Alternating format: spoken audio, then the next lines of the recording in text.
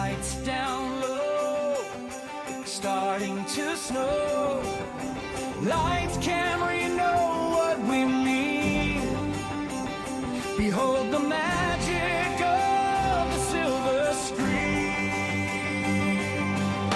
Some movies rock, some movies shock. They're powerful or odd. We cover them all on your favorite pod. So many movies, let's have some fun. Ho, ho, ho, now I have a machine gun.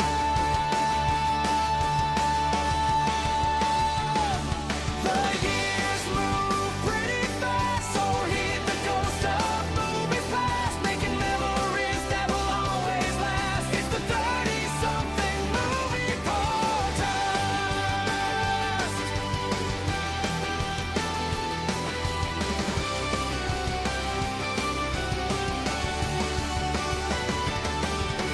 We know what the season's about. Be careful, don't shoot your eye out. The days get short and the nights are dark. Never forget she's a real beaut, Clark. Children sing, sleigh bells ring. Another angel just got their wings. We have deep thoughts and questions three. Come share our love of the movies we see. The years move pretty fast, so heed the ghost of movies past, making memories that will always last. It's the 30-something movie podcast. Yes, it's the 30-something movie podcast. It's the last episode of the year, guys. We're here. We've made it to the end of 1995. Holy moly. That's, It's a little weird. yeah. The years just kind of fly by at this point. It's a little weird. This was our 10th year doing this. That's a little crazy. That is Yeah. nuts. Just Oh. a bit. Yeah. So, but we're ending it on a banger because we're ending the year with a Goldeneye. Yes. So nothing quite like ending it with. Some years it's like, yeah, we're going to end it with like we've got a potpourri month of movies. We couldn't figure out how to put them in other types of categories. And this month it's like, oh yeah, no, we're ending it with action movies. Yeah. So- Exactly. It all seemed to come together quite nicely at Yes. the end of the month here. Yes. And on top of that, not only are we on our last episode of this year, last episode of 1995, last episode of the month, this is coming out on New Year's Eve. So happy New Year to everybody who's listening to this. If you're Happy listening New to Year. it, it comes New out. So Year. it is coming out New Year's Eve. So hopefully everyone has had a lovely holiday time so far. Maybe a little bit of time off work, a few days here and there, enjoying some time. But yeah, happy New Year, everybody. Do you guys, before we dive into the movie here, are you resolution makers? Not usually. Yeah. Yeah, I don't wait for New Year's to do a resolution. Yeah. And yeah. So resolution, yes. New Year's resolution, Specific time, no. yeah. Yeah, I'm kind of the same way. Like, if I'm going to do it, I'm just going to do it. I'm not really waiting for New Year's. Right. No.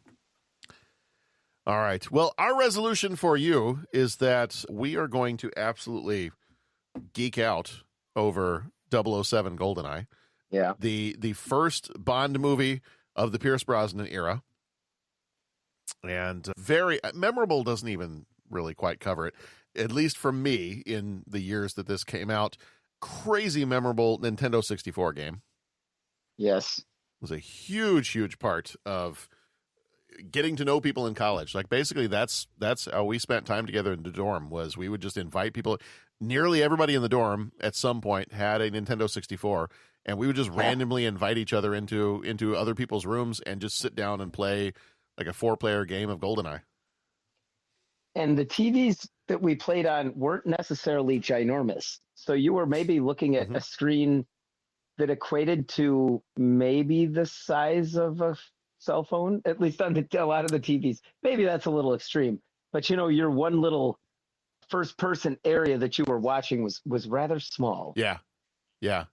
I had with money I did not have, I splurged and bought a 32-inch TV when I went to college. Oh. Or was it 32 or was it 27? No, it was 27 inch. And so by today's standards, not big. At that point, I was like, this thing is massive. And Yeah. and I can still kind of see my little player in the corner of the screen down there. That's right. But yeah, many, many hours spent playing that game when I should have gone to class, Yes. is what I'm saying. So, but we'll talk a little bit about that. We're going to talk about the movie. We're going to talk about the game. We're going to have a good time tonight. It is 007 GoldenEye. We spoil freely here, so if you hear us talk about a movie and you don't want to hear anything about it, just maybe hit the skip button once or twice. We should move past it. And then if you have not already, head on over to our website. We have... What is this? This is episode number 200. I'm not 200. Episode number 624. Numbers are tough for me. Numbers are hard. If people Math didn't, is hard. if people didn't already know this, then as usual, It was my understanding that there would be no math. Indeed. so 624, gentlemen, Wow. 624. So Whoa. our next Who would've episode, thunk it? our next episode will be the magical 625. Mm. So, but yes. So if you have not been to our website, 30podcast.com, you can leave us a rating, a voicemail. You can join us over on Patreon. There's free episodes there. There are some paid episodes there if you want to support the show that way. And thank you to all of those who do. We appreciate that so very much. But yes, we have plenty of movies to choose from. So if there is something that you are interested in that came out in the 80s, 90s, and we've probably done something to cover movies in between and before and after, we got plenty of stuff over there. There are hundreds, literally hundreds of episodes. We are, in fact, with the 100 and some episodes that are on Patreon and the 624 that are here, we're not that far from 1,000 episodes. Wow. That's a little crazy. You know, That when is you a start little putting it like bonkers. that, yeah, geez. Yeah. Nerdist podcast, we're coming for you. That's right. Blood in the water. Mm-hmm. Yep. Like Blofeld's sharks, we can smell it from here. Mm-hmm. That wasn't Blofeld. That was Stromberg. It was Stromberg sharks. Stromberg. Yeah. Got to get my villains straight here. Yes. All right. GoldenEye. This one came out November 17th, 1995. Rated PG-13 with a runtime of 2 hours and 10 minutes. Directed by Martin Campbell, who did The Mask of Zorro and Casino Royale. Writers for this one were Jeffrey Kane, Bruce Fierstein, who did the screenplay, and Michael France, who did the story. They also worked on, Fierstein worked on The World Is Not Enough, Tomorrow Never Dies, and then France worked on Cliffhanger and The Punisher. Producers were Michael G. Wilson, Barbara Broccoli, and Albert R. Broccoli. They worked on Skyfall and Spectre, Dr. No, and Goldfinger. The composer was Eric Serra, who did Leon the Professional and The Fifth Element. Cinematographer was Phil Mayhew, who did The Mask of Zorro and Casino Royale. Editor was Terry Rawlings, who did Alien and Blade Runner. Production company was Eon Productions, United Artists, and MGM. Budget was 58 to 60 million, and the worldwide box office was somewhere around 356.4 million. So, pretty good. Not too bad. Did all right. Did okay. Did all right. Made a little bit of coin there. Flick Metrics gives it a 73%. Cinema Score gives it an A-. Pierce Brosnan, in his first go-around as James Bond 007, he was also in Mrs. Doubtfire and Mamma Mia. Glad that he was able to make it for James Bond. I hear he was hit by a drive-by fruiting. in Mrs. Run-by Doubtfire. fruiting. A run-by fruiting. A run-by fruiting. You got to watch out for those deer. Sean Bean was Alec Trevelyan, who was 006. He was in Patriot Games, Lord of the Rings, The Fellowship of the Ring. Isabella Skorupko. I might have said that correctly. I hope so. Yeah, that's a tough one. Natalia Simonova. She was in Vertical Limit and Reign of Fire. Famke Janssen. Dreamweaver. I believe you can get me through the night. Played Xenia Onatopp. Onatopp. Onatopp. That drop is going to get so much use. We're going to wear the grooves out of it in tonight's episode. I'm actually looking up the warranty on the Rodecaster that I have because I want to see, can a single button be replaced easily? Yes. Yes. Oh, there you go. So, no, I'm not saying yes. I'm just saying yes, I need to find out. Because See. I feel like after after this episode, it's yes. That's interesting. That's fascinating. What would you like to do next? What would you like to do next? Yeah, it's everything. Is it hot in here? Are you guys doing okay? Do we need to turn up the air conditioning, or is it just me? Doing quite well over here. Doing okay? All right. Well, because your Zoom background is it snowing in your Zoom background, or what? It is. Okay. All right. Well, that's why you're decided doing to embrace the the paradox. Yes. Yeah. Okay. All right. Gosh, I want to go watch X-Men now. Mm-hmm. I don't know why. I just had this overwhelming urge to watch X-Men. Anyway. I mean, but isn't that every day? Sometimes. Yeah. Yeah. I mean. Okay. Hold on. I will not. So the button will get a break, at least for this next one. Joe Don Baker as Jack Wade was in Walking Tall and Fletch, as far as you know. Dame Judi Dench was M. She was in Chocolat and Shakespeare in Love. Robbie Coltrane, who passed in 2022, was Valentin Dimitrovich Zukovsky. He was in Harry Potter and the Sorcerer's Stone and Nuns on the Run. Alan Cumming was Boris Grishenko. He was also in X-Men 2, X-Men United, and Spy Kids. Checky Cario played Dmitry Mishkin. He was in The Patriot and La Femme Nikita. Gottfried John, who passed in 2014, was General Arkady Urumov. He was in Ferdinand and Isabella and Hands Up. Desmond Llewellyn, who passed in 1999, played Q. He was in Chitty Chitty Bang Bang and A View to a Kill, which oddly enough sounds like it could have been, the first one sounds like it could have been a James Bond movie title as well, or at least a Bond girl. And then Samantha Bond, ironically, was Miss Moneypenny. She was in Tomorrow Never Dies and Downton Abbey. Oh, well, there you go. Like when you show up to the audition, do you show up with that name and they're just like, yeah? I think so. I think you walk into the Eon Productions meeting and you're just like, can you hand us one of your headshots? Okay, great. Thank you. And your name is Bond. Samantha Bond. And I think at that point you just get the job. They're like, okay, that's fine. I think we're done. That's all we needed. Thanks. We're done here now. Yeah. Yeah, the position's been filled. Right. So if Famke Janssen walked in and crushed the competition. Oh boy. I'm kind of impressed we got this far without them starting up. That's true. It's late. I mean, to pull back the curtain, it's late. This is the second recording of the night, and it just And it's Famke Janssen, right? I mean, yeah. And honestly, when you talk about characters in this movie, she has a leg up on everyone else. Oh boy. Wow. Okay. Yeah. Okay. I mean, I'll handle the jokes. I don't want to pressure you guys into anything. I have no words to fit your crime. No. I don't think there are words. There are no words. There are no words. Yeah. It's a unique, I mean, go back to last week. Can you imagine in Mortal Kombat? That's your fatality move? Oh. What a way to go. I mean, hold on. Finish him. Dreamweaver, I believe you can get me through the night. Fatality. That's the combination right there. Yeah. And as we might have said before we started recording, as the Joker once said, if you got to go with a smile. Go with a smile. No. All right. We've barely made it past the trivia. Let's keep going. It's going to be one of those. See.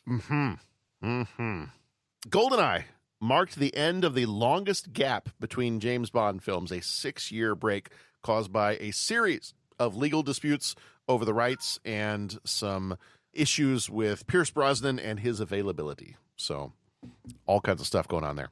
Yeah, Pierce Brosnan actually supposed to take over as Bond in, I believe, 1986, and had the blessing of Roger Moore to be the next person to take over, was ready to go. Remington Steele had been canceled, I believe, by, was it Warner Brothers that had it at the time? Sounds right. And then all the hype with him getting ready to be James Bond, they were like, just kidding, and then decided to pull him back to Remington Steele for, I think, one more season.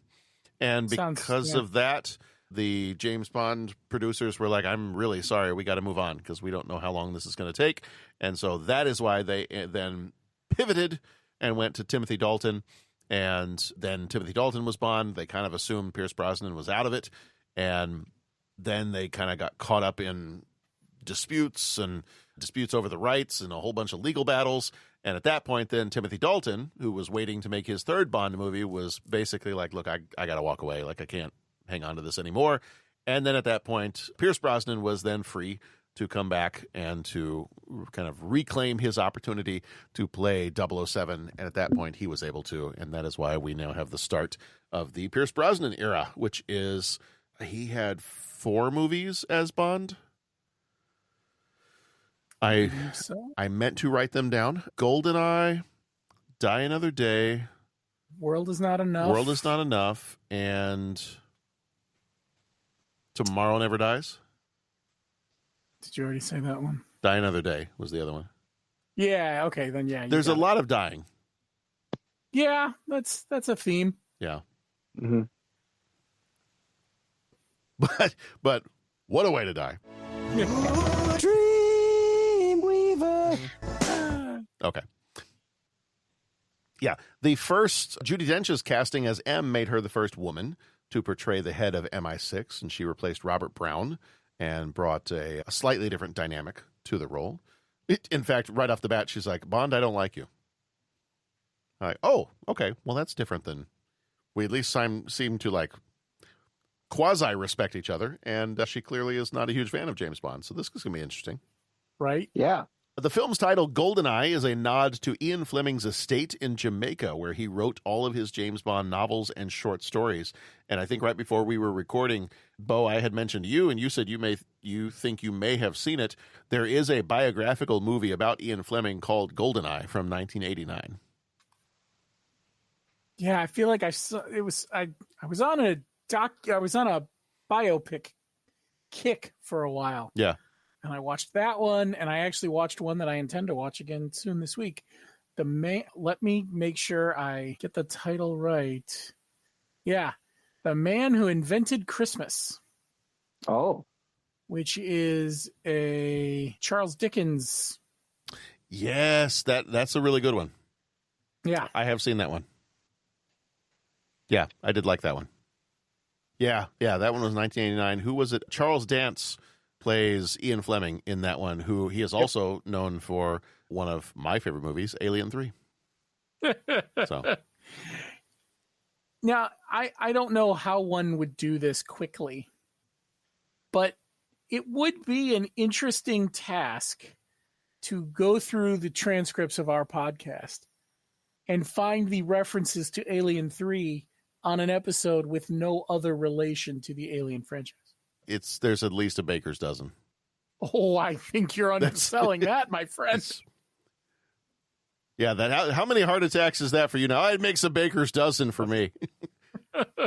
It's about that many, yeah. How many? What if you have like a whole factory of bakers?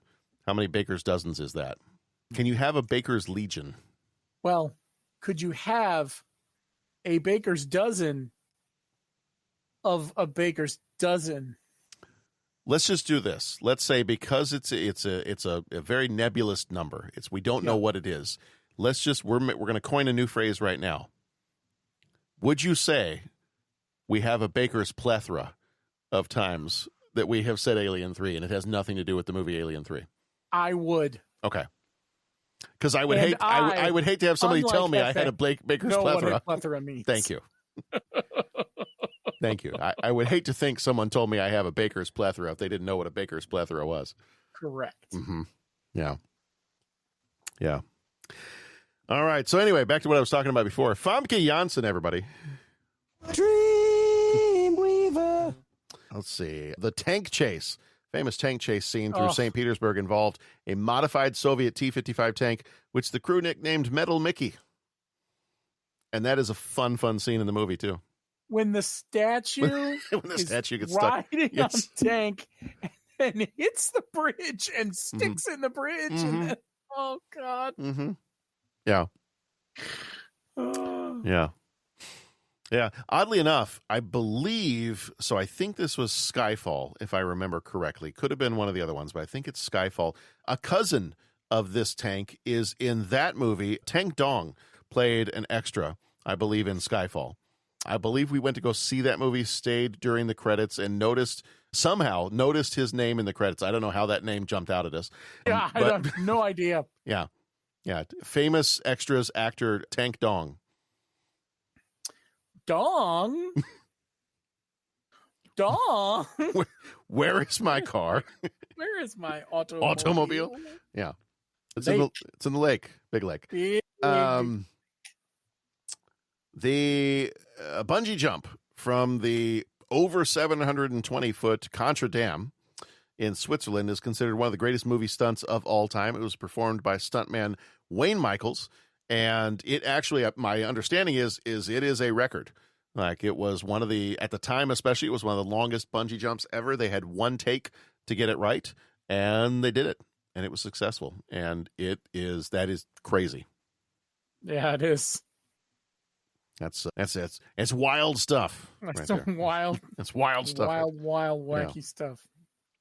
All right, in a world forever changed by a new enemy, a weapon from the Cold War's darkest shadow is unleashed when a former ally, the ruthless Alec Trevelyan, targets Britain with the devastating Goldeneye satellite. Agent James Bond must form an uneasy alliance with the hacker Natalia Simonova and face the lethal embrace of Xenia Onatopp to stop a plot that could lead to global financial annihilation. He's back. He's Bond. And this time, it's personal.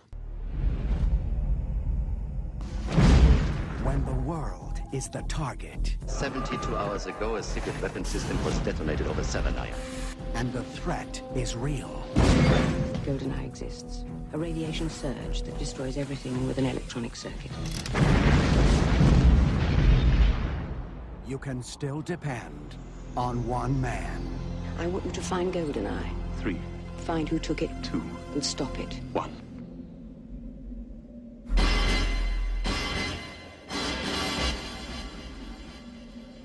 The name's Bond.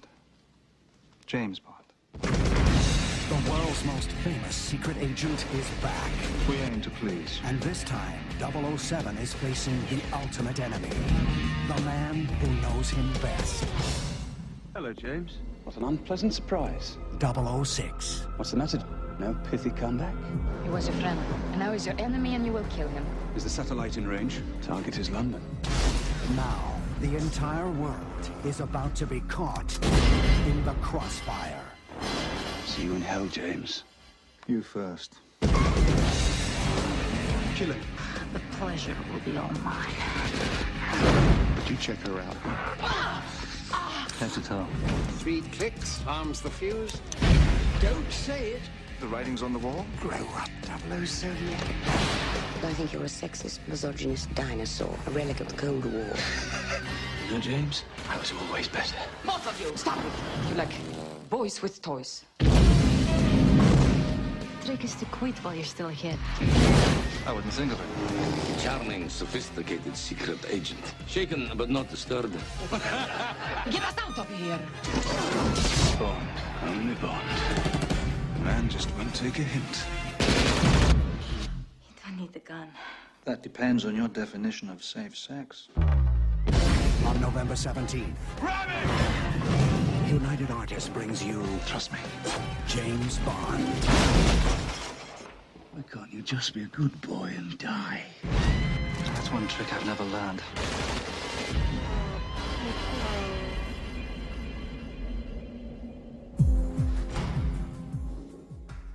For this one, actually, I'm gonna jump in and just make a comment real quick about the trailer. The trailer gives away the big surprise. Yeah, I don't remember that. Yeah, That was unexpected. Let's Yeah. put it that way. yeah. I mean, you kind of hope that if the idea is that we've got a rogue 00 agent and he, quote unquote, dies in the beginning of the movie, that we wouldn't have the trailer give the entire thing away. Yeah, especially when that agent is played by Sean Bean, who dies so often. Correct. Like, you would have just thought, he died again. Right. But you know what? You know how else they give it away, and this is why modern movies have switched to credits at the end. Mm-hmm. He's second billing. You know he's not dead in the first 5 minutes. That's also true. The only thing that you could, and I put this in air quotes, you could believe that perhaps they were going to flashback to something because it was an emotional thing for Bond that he had died. But I still think they gave it away by doing the thing with the thing. Right. Which is too bad. Yeah, I mean, well, and you mentioned that he's got second billing, and Famke Janssen, who is really other than being in like a Star Trek Next Generation episode and maybe a couple things here and there. I mean, this is kind of probably one of her first really big things, and the fact that she's in the top. I think she was number 4. She's in the top 5. I think it's astounding that as a young actress she was able to clench that spot. I want to shake my head at you, but that was good. That's okay. So at some point, you can just yell at me to get a grip.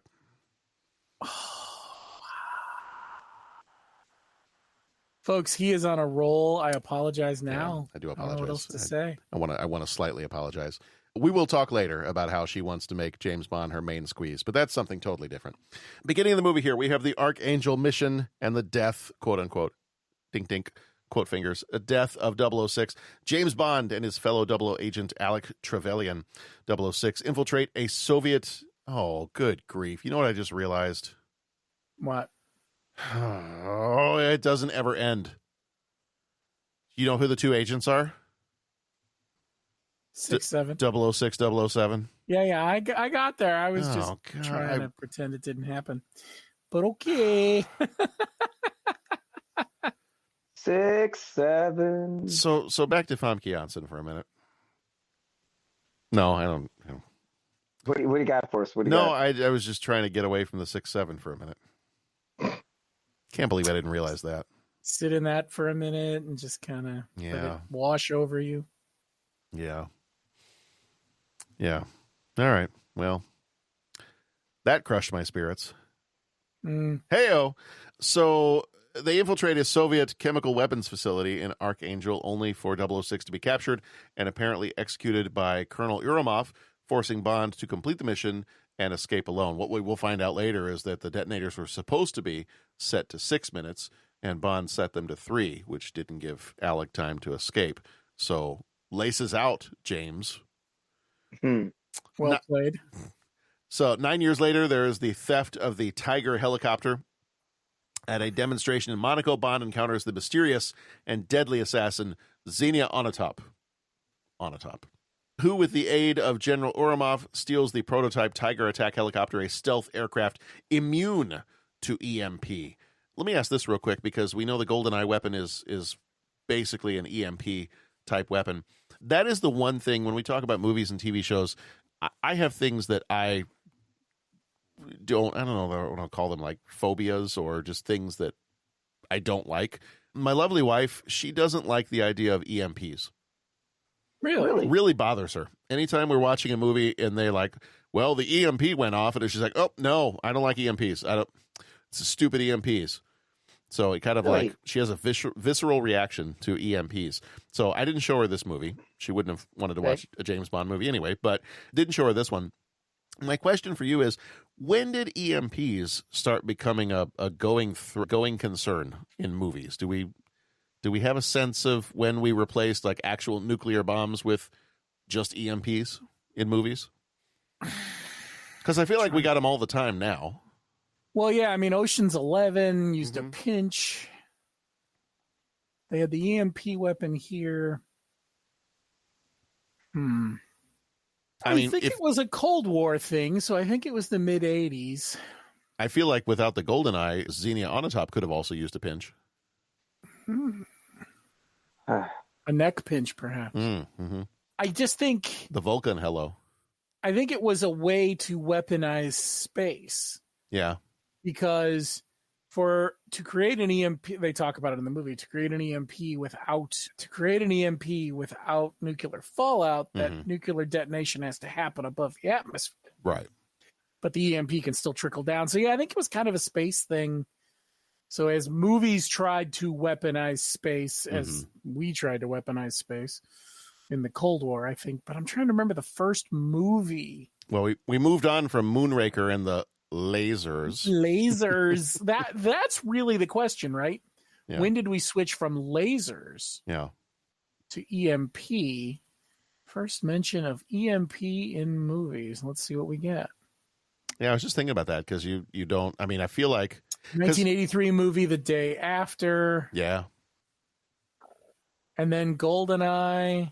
Because really, you don't get it. Medusa's Child, another made-for-TV movie. Okay, because you don't get it much before this, and I feel like in the scenes where they're talking about the EMP in this movie, I feel like the way that M and some of the other characters talk about it, it's as if this is a new thing we need to do some exposition for the audience about. Right. Whereas now you say EMP, and it's like, oh, I know what that is.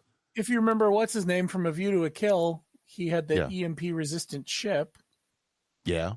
That was 85. So I guess there was a 85 version of The Return of Godzilla where there was a mild EMP effect, but it was a byproduct of a nuclear bomb. So okay. The EMP as its own weapon does not seem to be as old as I thought. Okay. All right. I was just curious. Yeah, and that, and let's be honest, that was my friend AI who did that lookup. So who knows how correct it was. But... Sure. In Severnaya, we have Ourumov and Onatopp use a stolen helicopter to infiltrate the Severnaya Satellite Control Center in Siberia and activate one of the two Goldeneye satellites, which fires an EMP, destroying the base and covering the theft of the satellite's key disk. Bond is sent to St. Petersburg to investigate the Janus crime syndicate. This is like the second movie in just a few weeks where we've had either Janus or Janus. We've had the twins in Judge Dredd, and we have the two-faced Roman god in this one showing up as well. So it's a bit of a thing in the mid-90s. We've got a thing for and Batman Forever with the two-faced people. Yeah. I don't know. It's all over the place. Right. So he investigates them, which is connected to Ourumov and Onatopp, and is eventually led to a former KGB agent and Russian gangster, Valentin Zhukovsky, whom he forces into an uneasy partnership. Bond tracks down Natalia Semenova, the sole survivor and witness from Severnaya, follows her to a meeting where they are captured by the Janus syndicate. Leader of Janus is shockingly revealed, or not so if you watch the trailer, to be Alec, 006, who faked his death 9 years earlier and now seeks revenge on Britain for the betrayal of his Cossack parents during World War II. Then we get the really fun tank chase scene that we talked about earlier. After escaping his prison, Bond steals a T-55 tank and pursues Ourumov and Trevelyan, who have taken Natalia captive on their armored train, ultimately rescuing Natalia but allowing Trevelyan to escape.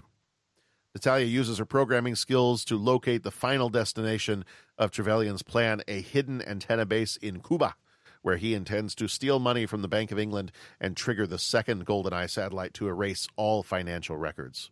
Bond and Natalia are shot down over the Cuban jungle. Bond must fight and kill Xenia Onatopp, who attacks him in the downplane's wreckage, allowing him and Natalia to find the hidden base. Bond repairs the antenna, uses Natalia's coding to set the Goldeneye satellite to destroy the base, then engages in a final brutal fight with Trevelyan high atop the antenna structure, culminating in Trevelyan's final fatal fall. Those are our major moments, and now it is time for Deep Thoughts. This one's for me. And now, Deep Thoughts. I have an opinion on this matter.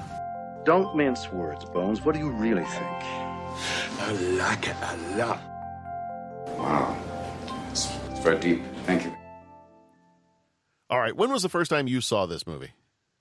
I'm going to go like most that we said this year, HBO, Blockbuster. We knew it was coming out. We were excited to see it. We're James Bond fans and Pierce Brosnan fans, really. When did I first see this? It would have been later.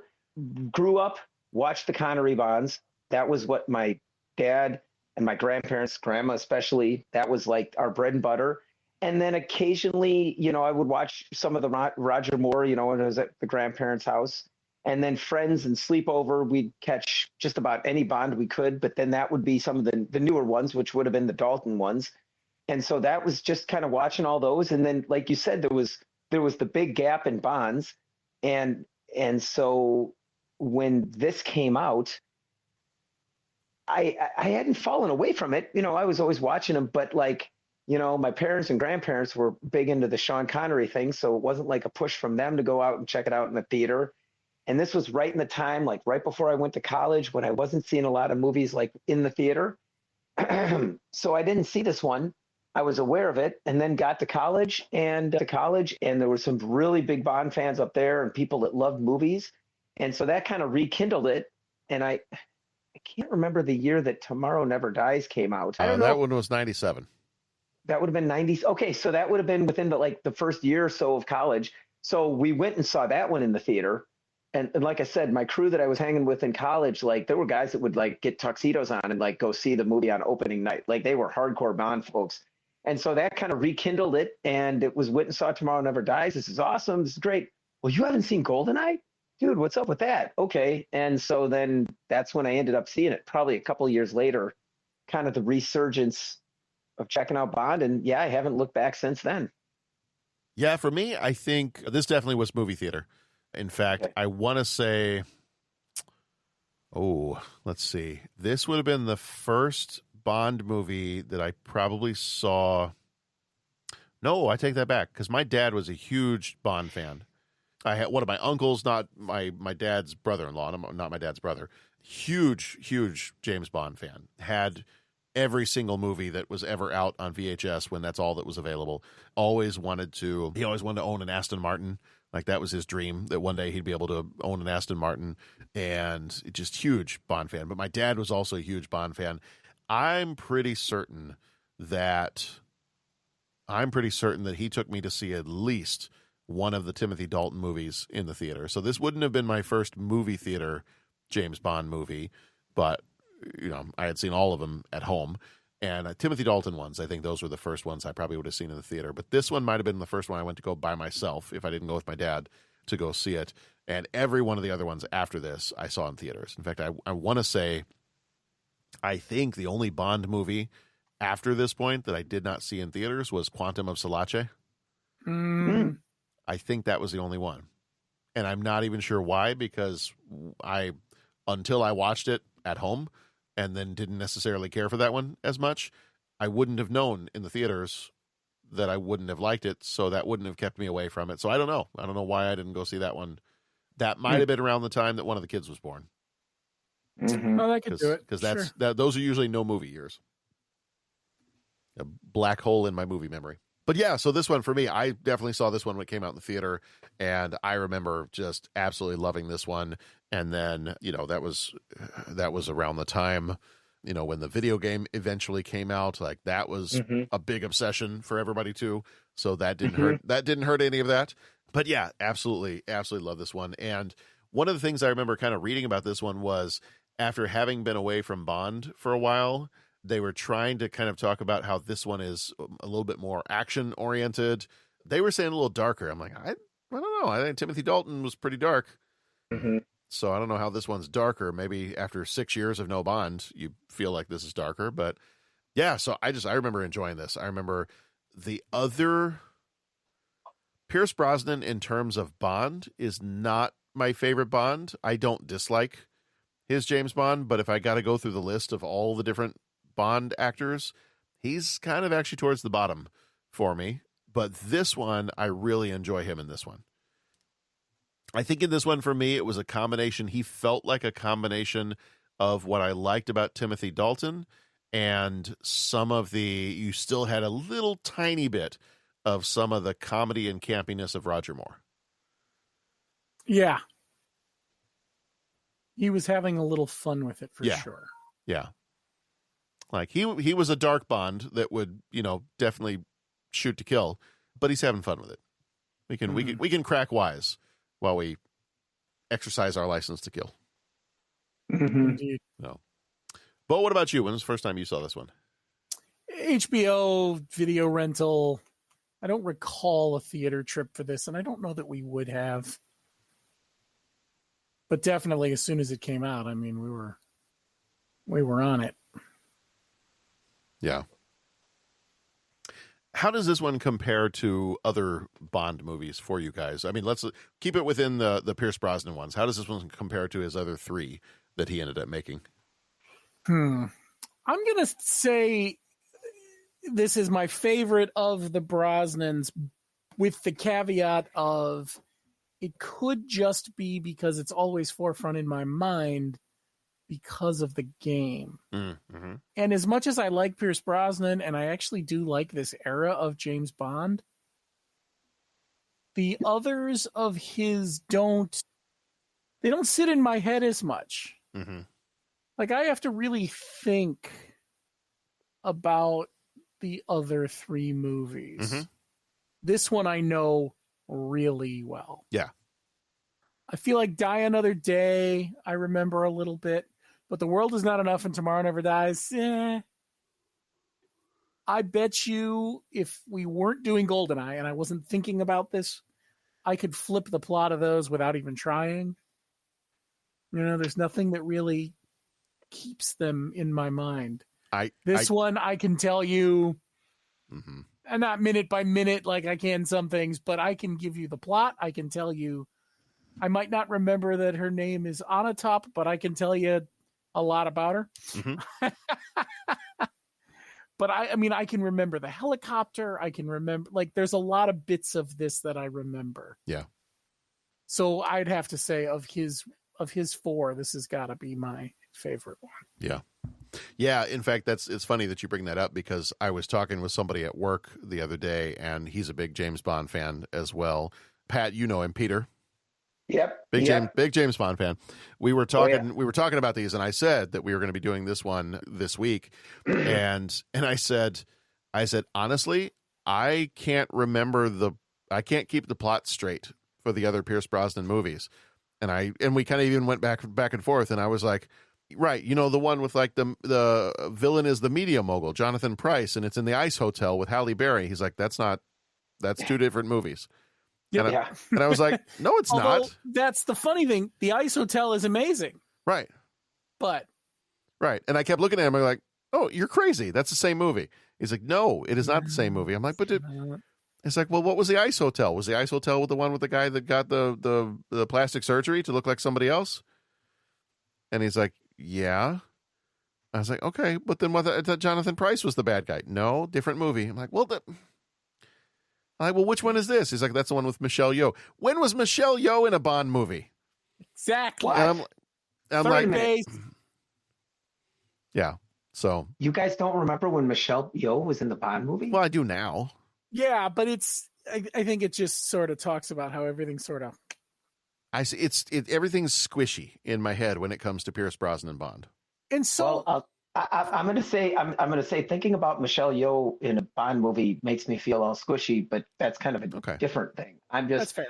See, I'm just going to say Michelle Yeoh, that was, you know, with the Shirley League, they do the Bond draft. Yes. The Bond girl draft and that's just a heck of a lot of fun. And I think, John, they asked you weren't able to make it. So I ended up falling into that one. And that was just a ton of fun. But that was a better Michelle choice Yeoh, anyway. What was that? I said that was a better choice to have you do it anyway. Well, no, I don't know if that's the case. Yeah, it is. But I definitely felt like I was punching above my weight hanging with all those guys. But what a great group of guys they are. And the invite was great. But I just remember that I they were talking their strategies for the draft. And I don't do fantasy football and all that. So I was really like, okay, the draft, I just picked my top. And they were talking strategies and all that. All I remember is I can't remember who. But Michelle Yeoh was like his number 1 draft pick, but he was going to wait till later, knowing that, like, figuring she wouldn't go. And she was like my number 2 pick behind, big surprise, Monica Bellucci. And I just remember that I called Michelle Yeoh, and suddenly on the recording the episode, there was just this explosion of, I knew it. I should have done it. Oh, what's wrong? Canigallo took it. And, yeah. So I was just like, yeah, because, so I'm just, like I said, hello, Michelle Yeoh. Yeah. And she was, and she wasn't like the helpless damsel in distress Bond girl. Mm-hmm. I mean, she was like basically the female equivalent of Bond, right? Right. Mm-hmm. Okay, I can't remember what we were talking about. I'm sorry for interjecting, but that's fine. Yeah, no, the Shirley League Bond drafts are a heck of a lot of fun. Oh yeah, if people are listening to this and they haven't listened to that, you need to go listen to that. Well, if you need any of those, I mean, obviously the Surely You Can't Be Serious podcast, but then all the other podcasts that we've become associated with, I mean, there aren't enough hours in the day to devote to what great work that all those guys are putting out there. And again, certainly the Surely You Can't Be Serious guys just do some incredible work. So yeah, no. So yeah, I say all that to say, like, this is my favorite of the Pierce Brosnans, and the rest of them, to me, blend a little together. I have a hard time keeping the rest of those straight, and I think I own most of them now. Oddly enough, I don't own this one on physical media, but I think through the libraries I have, through the library book sale, most recently, I have Die Another Day, Tomorrow Never Dies, and The World Is Not Enough. But I do not have this one, which is odd because of the four, this one's my favorite. I spent the money. Mm-hmm. I want to say it was the 50th anniversary of Bond, I think. Okay. And I bought the big old box set, so I have everything up to there. And then I think only one or two came out after that, and I have purchased those since. Okay. You know, my wallet hurts every time I think of the movies I want to buy. Right? Yeah. John, I was discussing with you about starting to upgrade the library to 4K and all that. And I'm so torn because, like, part of me thinks start with my favorite Bond film and just piecemeal it. I don't know if they have the every Bond movie on 4K box set. Oh, but I'm I sure think they do. And I don't want to do that. Do you know what I'm saying? It's sort of like Frodo handing Gandalf the Ring of Power, and Gandalf you will saying, have "Don't actually, tempt." you know, kind of impressive. They're not that expensive. Is this really all of them? See, this makes me see, Bo. This is like I said, Frodo handing Gandalf the Ring of Power, and he's like, "Don't tempt me, Frodo." Ugh. So this is, but we want the precious. All the Aeon Bonds, so it does not include the original Casino Royale or, oh my God, why am I drawing a blank? The one that it was a remake of Thunderball. And the Sean Connery one. God, Never Say Never. That one. So those two are not included. So it's 24 movies. You can get the Bond 24 film collection Blu-ray for $55. I think I spent more than that on that 50th anniversary set I bought. You can also get. Is it 4K? I don't know if they see. I don't think they're going to say it's 4K because I don't think they've gone back and remastered all of them up to 4K. So as far as I know, the only 4K Bond movies at this point, they have the Sean Connery 6-film collection on 4K, and they've got the Daniel Craig 5-movie collection on 4K. Other than that, I don't think they've done the others in 4K. Correct. See, that's the way I understand it as well. And see, that's what's kind of like staying my hand is like, that prevents me from just throwing money out. Is just like, you know what? I'm making the commitment to buy it only if it's on 4K. If it's not, but then it's like, okay, well, why don't I just get the Daniel Craig ones on 4K? Right. And right there, you'll already be very happy and pleased with yourself. Right. I know, right? Well, this whole physical media 4K thing, much like Famke Janssen, that's a vice I can get with. Dreamweaver. I believe you can get me through the night. So you sent me down a rabbit hole with this, with the Ice Palace, the Ice Hotel situation. Because if you had said Ice Hotel before we watched Goldeneye again, and I did a little reading, I probably would have mistakenly told you that the Ice Hotel movie was Daniel Craig. Oh, okay. Yeah. Just to bring all that craziness around. Yeah, I feel like I have the Daniel Craig ones mostly straight in my mind. It's just, for some reason the Pierce Brosnan ones get a little Like I said, they get a little squishy for me. Yeah. Yeah. See, and it's funny because I have almost the opposite of what you guys are describing. I feel like I know Goldeneye the least. Okay. I feel like, yeah, I feel like, and I think partly was because that was in that interim where I was either just watching the old ones with my family or, like up through the Timothy Dalton ones. And then I hadn't gotten all the way back into Bond until Tomorrow Never Dies. And then I went back and rewatched Goldeneye. Okay. But I remember Tomorrow Never Dies, going to the theater for that one. CNN takes over the world. And then I remember Not Die Another Day. See, I totally remember it like the back of my hand. I just can't remember what it was named. But then that was the oil field one where there was that weird chair. I know this ship like the back of my hand. Doink. Yeah. Because that was the villain that couldn't feel any pain because he had the bullet in his noggin. Sure. Yeah. And that was Christmas Jones, right? Yeah.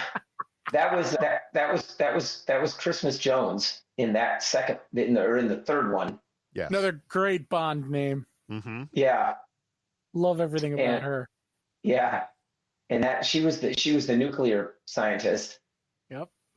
And then Tomorrow Never Dies, they kind of jumped the shark, right? Like that was supposed to be the tribute. There was that room where he was in all the old Bond stuff, right? There was the shoe with the knife, and he actually does he does the Sean Connery where he kind of smells the shoe and he's like, ooh, I think when he's driving around Cuba, he's driving in a 50s Chevy, sort of like Sean Connery did. And yeah, Tomorrow Never Dies. That was the one that was the Michelle Yeoh, and then Terry Hatcher was in that one. Oh, yes. Yeah. Terry Hatcher. And then Die Another Day. Die Another Day was the Halle Berry one. Die Another Day. And then what was the one where the oil field? They get into the boat chase. That was Oil Heiress. Was World Is Not Enough, right? World Is Not Enough. That's right. Yeah. Yeah, that had a great opening in that one. He's escaping out that bank window. That was fun, like a little close quarters combat. And then all of a sudden, I don't know. I thought that whole thing at MI6 in the beginning of that one where, it was a cool bit of business where he's drinking they have the drink and then why is the ice fizzing? And then he realizes it was some sort of an explosive and that leads to one thing after another. And then he runs and he jumps in, Q's after him and it's got that boat thing that he's chasing through the river there. I don't know. I thought that was a great setup. Yeah.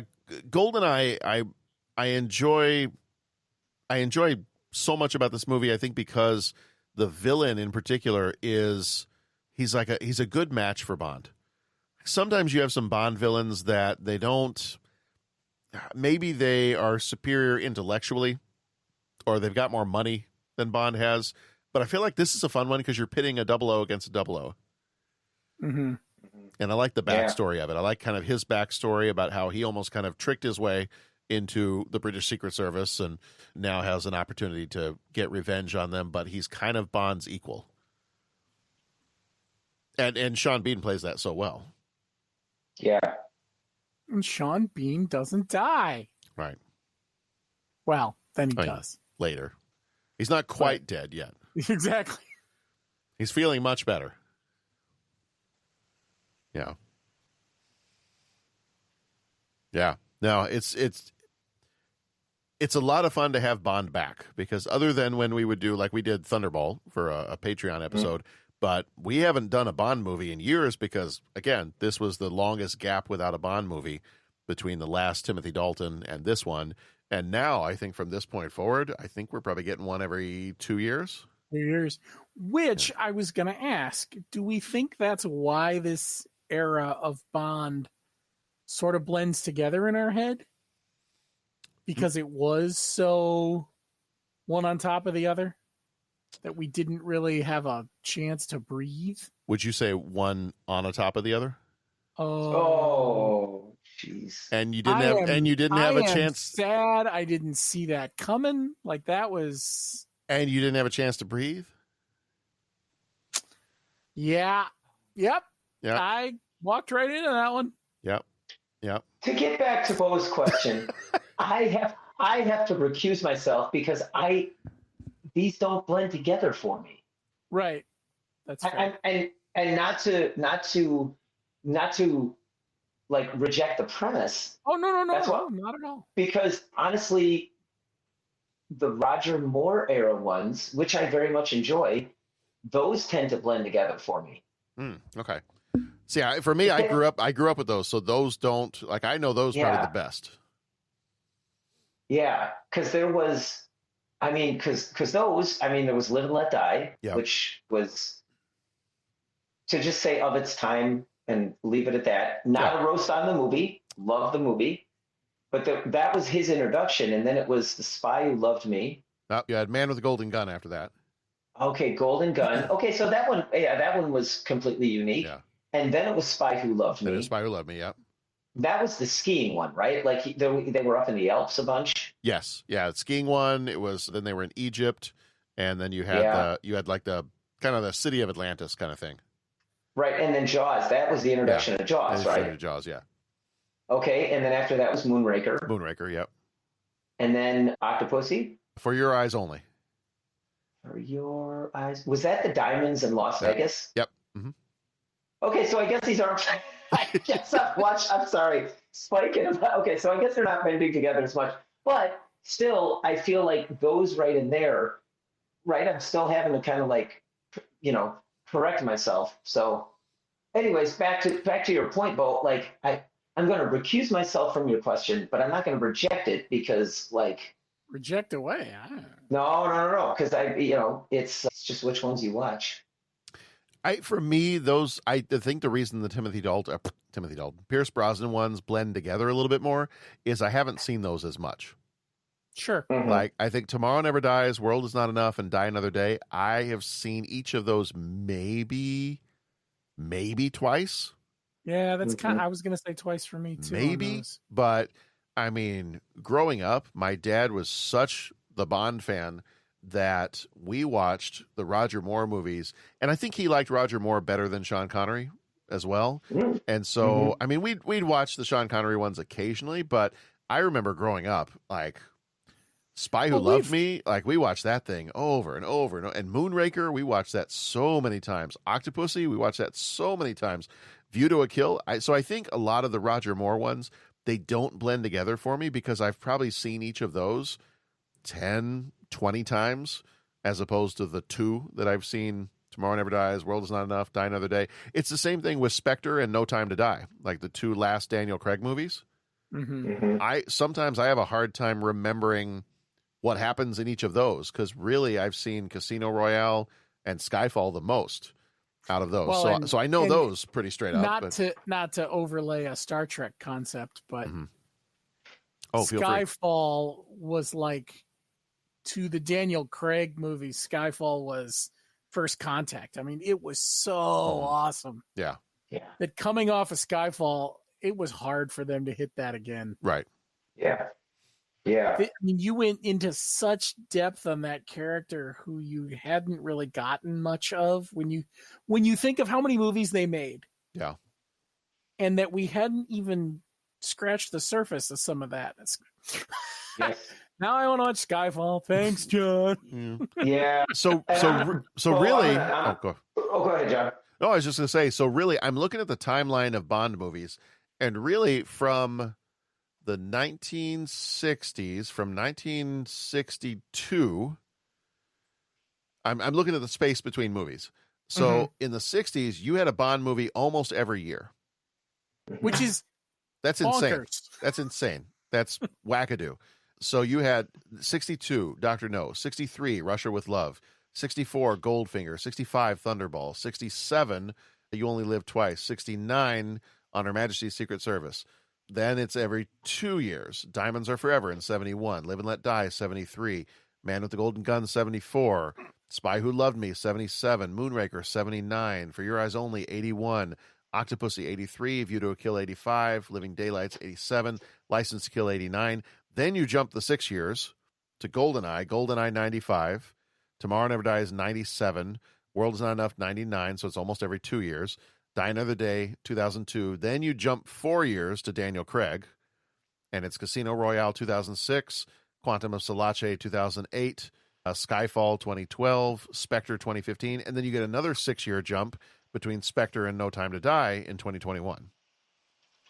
And that's where we're at. So that 6 years, actually between Spectre and No Time to Die, has been just as much as between Timothy Dalton and Pierce Brosnan. Right. Which is kind of also crazy. when you think about it. Yeah, which probably COVID more than anything. Right. Oh yeah, I mean there are reasons, but it's also, I mean, there was talk of he would even do one more. Remember? Right. It was, is he gonna? Gosh, wasn't the leading candidate for a while was Idris Elba? They talked about Henry Cavill. Yeah. Which I'm kind of curious now, because I mean at this point you're going to be, by the time another Bond movie comes out, you're probably almost going to be at that 6-year mark again. Because even if they announced one now, I guarantee it's not coming out till 2027. That's another 6 years. Right. Which is funny, because I wonder if they have a big clock on the wall that says it's been 4 years, 16 months, you know what I mean? And they're like, you know what, 6 years is kind of our limit before people start not caring about us anymore. We got to do this. It's been 6 years since you made a Bond film. That's what they're doing. Yeah, but when they come back, right? And it's just interesting to see how the reboot works. And Bond is such a unique thing. I mean, it's a franchise that spans decades. Yeah. What other franchise really does that? Not Marvel. Yeah. But not anywhere near what Bond has done. But yeah, and even when we say Star Trek, I mean, yeah, but you get different casts in there, right? It's different characters. Right. And so that's a little different, but it's a franchise, so that's a little different. They're not, I mean, it's almost, when you start listing by the year, it's almost like serialized. Do you know what I'm saying? To where, tune in this week to see what adventures Bond is on. Yeah. You don't necessarily have that, cliffhanger. We're going to pick up right where we left off. It all is one continuous storyline. You kind of get that later. And I wonder if that's when, you mentioned Spectre and No Time to Die. The Daniel Craig was so rich in just different characters and character development and different layers just beyond, awesome spy thriller, but really examining that Bond character and the relationships and so forth. And when you get to those last two movies, especially No Time to Die, you're really, it's an emotional, heavy, it's not just an action film kind of thing. And there was just so much plot that was going on in those movies. I could see where those two tie together because they were almost like what you would see in, Infinity War and Endgame, or I don't know, what's another example? We were talking Lord of the Rings the other day, something like what they did with Lord of the Rings, where it was kind of 3 different movies, but all the same story. So I could see where those kind of blend a little bit as well. All of which to say is it's just a very unique franchise. Oh, and the other thing, it's almost like a Doctor Who, where, okay, it's the same guy, but just played by a different actor, and the story keeps going. It's the same thing.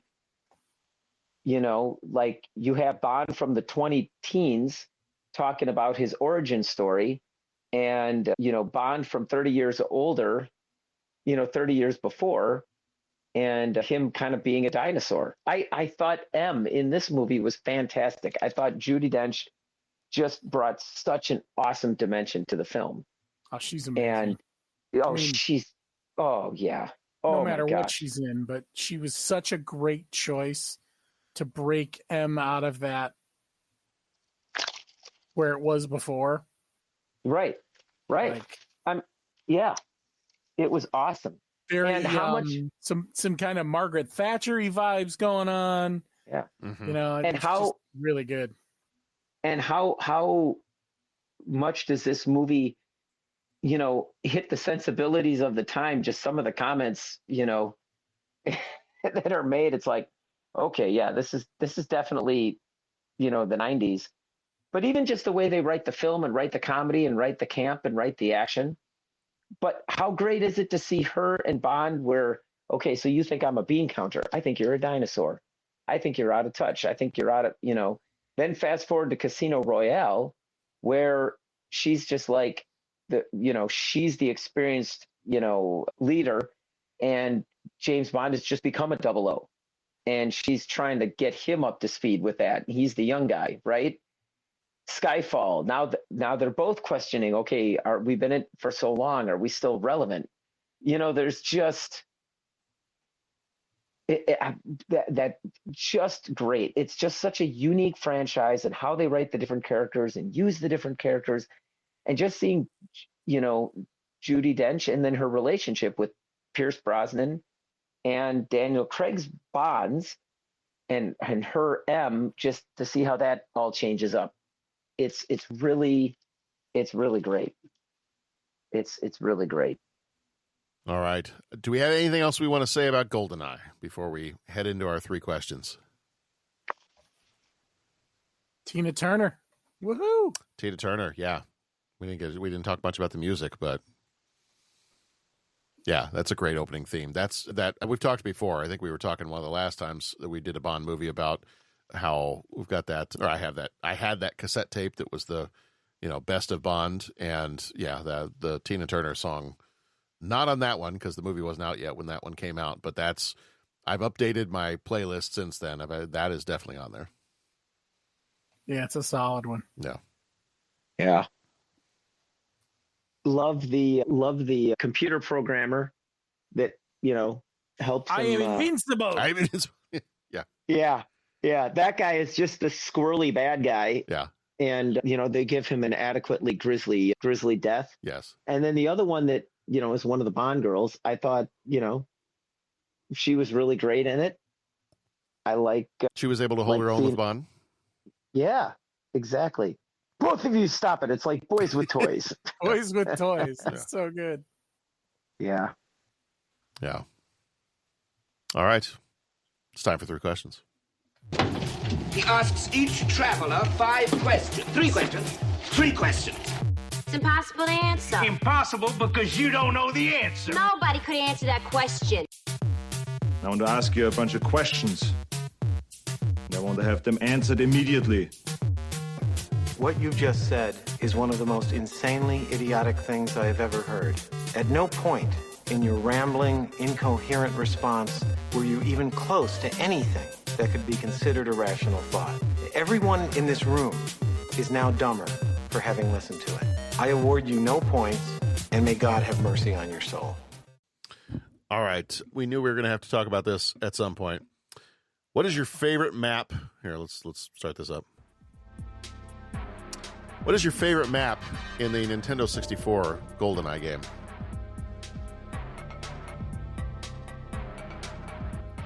Okay, mine's really easy. I don't know the game well enough to pick my favorite map. Okay. And here's the reason why. That game came out, and I remember the first weekend that came out, and people had their N64s in the dorms, and there was crowds of people playing. And, we're all sitting there playing it, and I could kind of hold my own, and I was learning. But then I went to class, and, like, the guys who had the N64 in their dorm room didn't. And, like, a week later, I sat down to play, and I got my tail handed to me so often. It was like, I don't even know what, like, I can't even, like, I just can't. So I kind of stopped playing the thing because, like, I just had nothing to offer. So I was there, it was like in the span of 1 week. So I never played it enough to really learn the maps and do anything effective in the game. So I don't even have a favorite one. Okay. I got my butt kicked on the facility map a lot. Yes. I love the facility. In fact, that's the music I was playing, was the facility music. Facility and the temple was another good one. Yeah. if you played with someone who was good enough to have unlocked the special facilities, I did like, what was the one? I liked the Egyptian one, but I only played it a few times. Because you had to unlock that one or something. Yeah. Yeah, facility was mine. Like that level and the temple one. I think we played that one pretty regularly. Did you guys ever play, there was an update, well, and we could go a whole next level and ask what your favorite gun was. Golden Gun was mine. I mean, the PPK was good too. Like, that's fine. But there was a game that was developed by the same company, developers, called Perfect Dark, that came out after Goldeneye. And that was another fun one. That had a crazy gun where you could actually X-ray through the walls and then shoot somebody through walls. What was it called? Perfect Dark was the company, but what was the name of the game? Perfect Dark was the name of the game. Perfect Dark was the game. Okay. It was the name of the game and the graphics engine that they were using for it. That's right. Yeah, Rare was the name of the company. It was the same company that did. Yes. Yeah. Oh my gosh.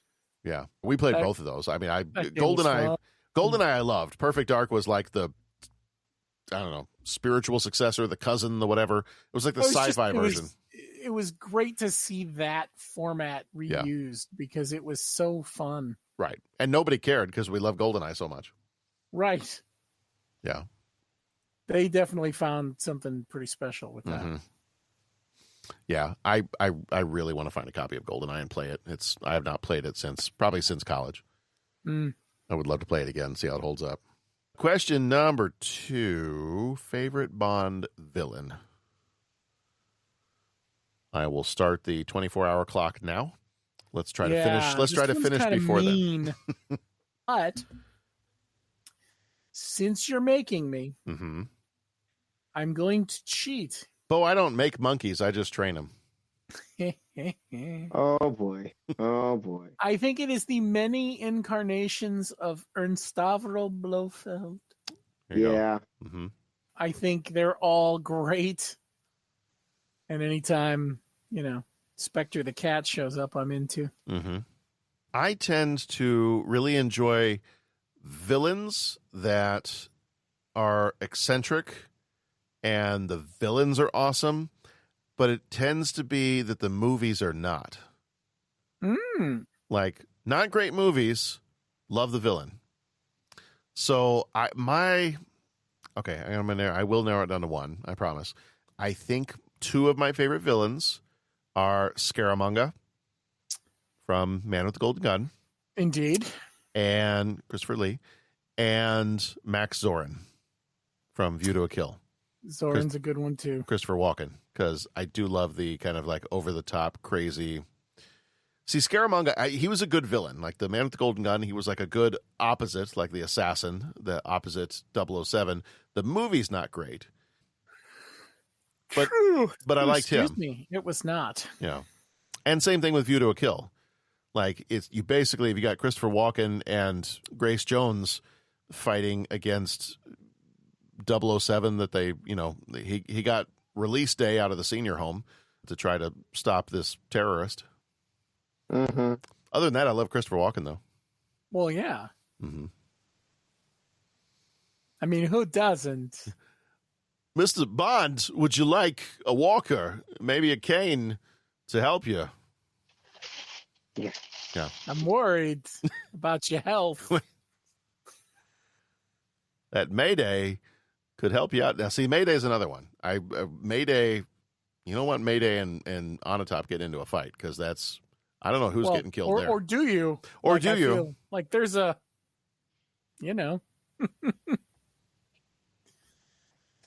that's a spectator sport. Pardon me, that's just what a moment. Saying. Dreamweaver. I believe you can get me through the night.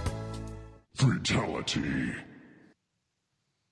Amazing too that like some of these actors they do their job in the movie, but sometimes they also, for budget reasons, they also have to take on other roles on the movie set. Yeah, Famke Janssen, not only was she an actress in the movie, she was also a key grip.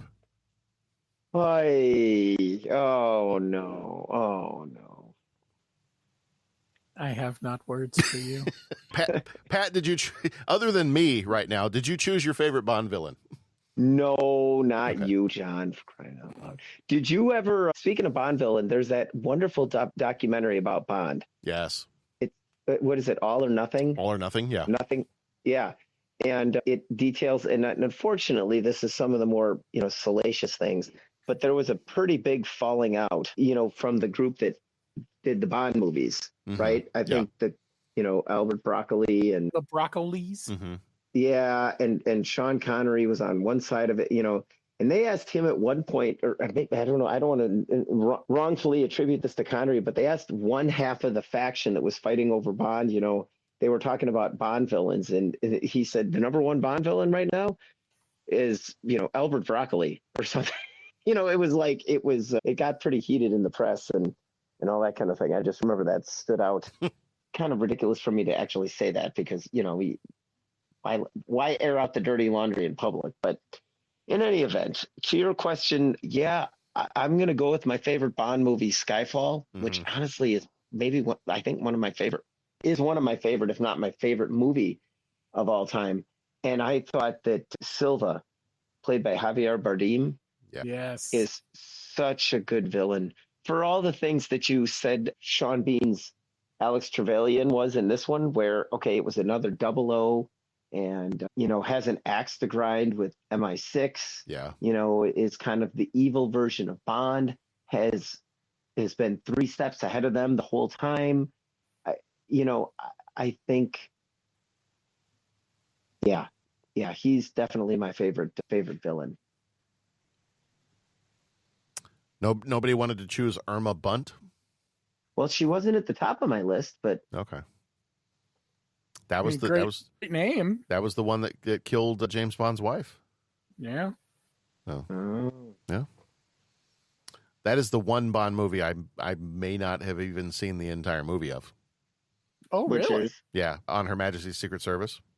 Really? I have seen it. I just don't think I don't remember, and I don't think I may have seen the entire movie. The opening sequence is fantastic. Oh, absolutely. Yeah. I know I've seen at least the first quarter of the movie. Yeah. It is the one I have seen the least. Yeah. I may have only seen it once. Okay. Yeah, it's, I think, woefully underrated. I think it falls in the cracks, unfortunately, because it's a really good film. Yeah. All right, and the final question. The title song is sung by Tina Turner, as we mentioned before. If the movie were made today, which contemporary artist would you pick to record the next Bond theme? Lady Gaga, Bruno Mars. Done. There you go. There you go. Listen to the tune Die With a Smile and tell me that shouldn't be the name of the next Bond film, and that should be the song right there. Mm-hmm. It's an incredible song, and those two are incredible musicians. So, yep, that I feel strongly about my answer. He's not as, what's the word I'm looking for? He's not quite as current or modern, but I have this feeling that Harry Connick Jr. could do a really good one. Oh, yeah. Yeah. I was thinking some of the classic ones, and I was like, little return to that jazzy style might be kind of fun. Yeah. So, yeah, that was mine. Not exactly a modern star, but the other one I thought, well, let me hear John's before I do have one more that was sort of but. Yeah. I'm going to go with somebody that I had not even heard of until just a few weeks ago. Back in November, I believe, she was the musical guest on Saturday Night Live, and she is a British singer-songwriter. Her name is Olivia Dean, and she's fairly brand new. I mean, she's been around for about 10 years, but I had not heard of her before I saw her on Saturday Night Live. She had a very... it sounded very old school R&B soul, but like a little new soul. I don't know what the right word for that is, but it had a very old school sound to it. And I always feel like that's what the Bond.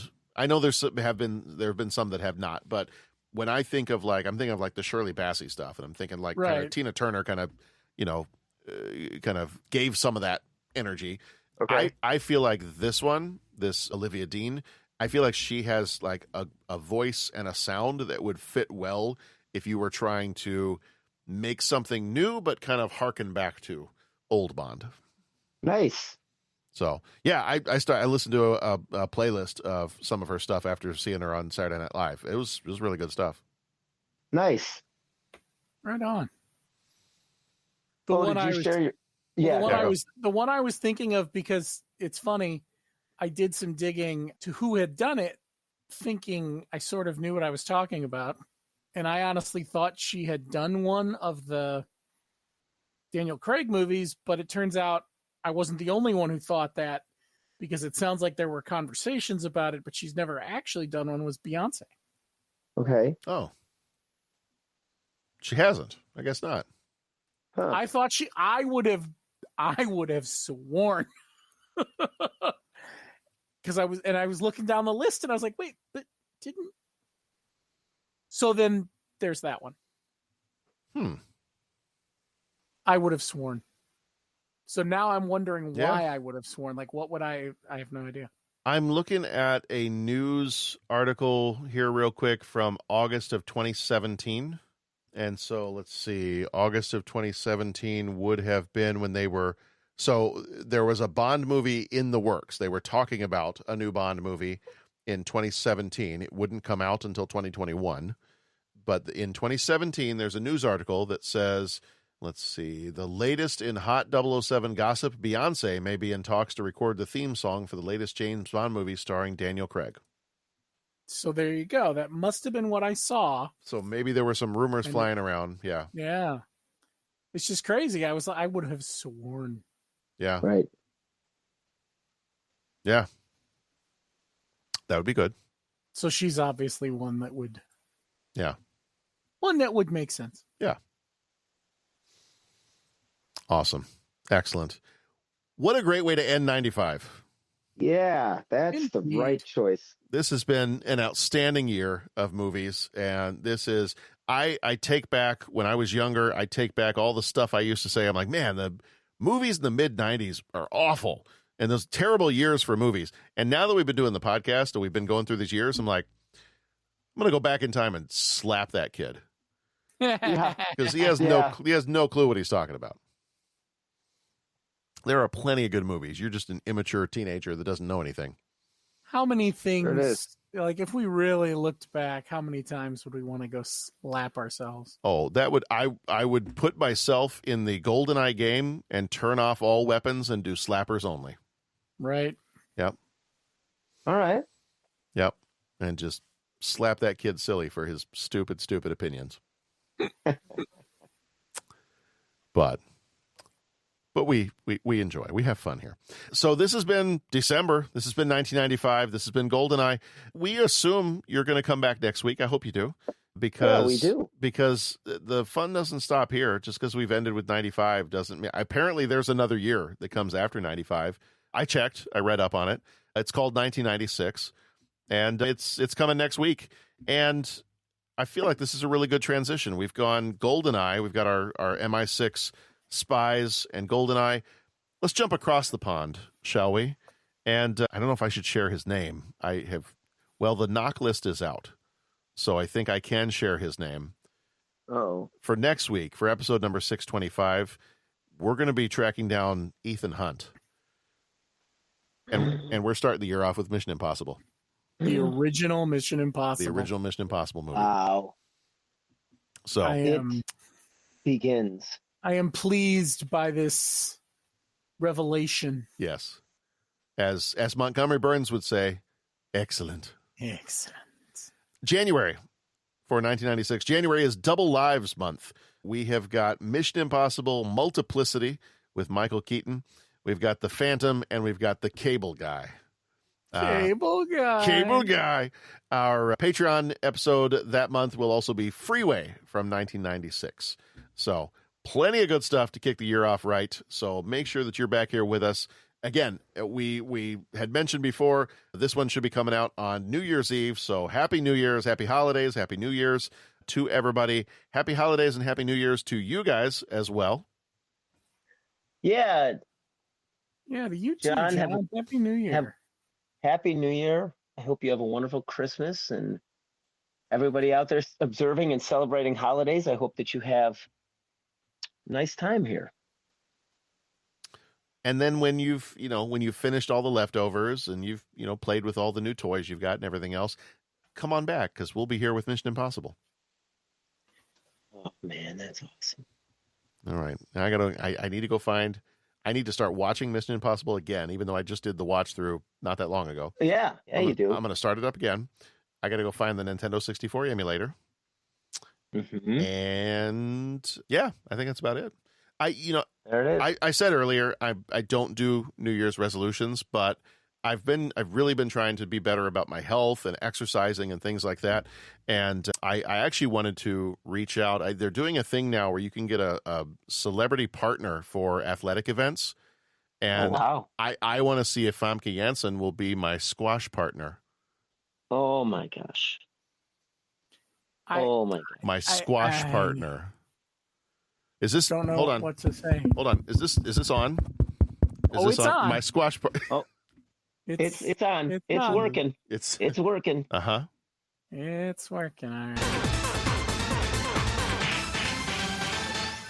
right. I don't know. That was. I was trying to. That was my attempt to distract while I run out the door. Right. No. All right. Well, everybody, happy holidays. Hope you have a wonderful new year. Thank you for being here with us throughout 1995. We'll see you on the other side for 1996. And in the meantime, be excellent to each other. Go watch some good movies. Stay warm, and we'll see you back here in the new year. Indeed. Bye, everyone.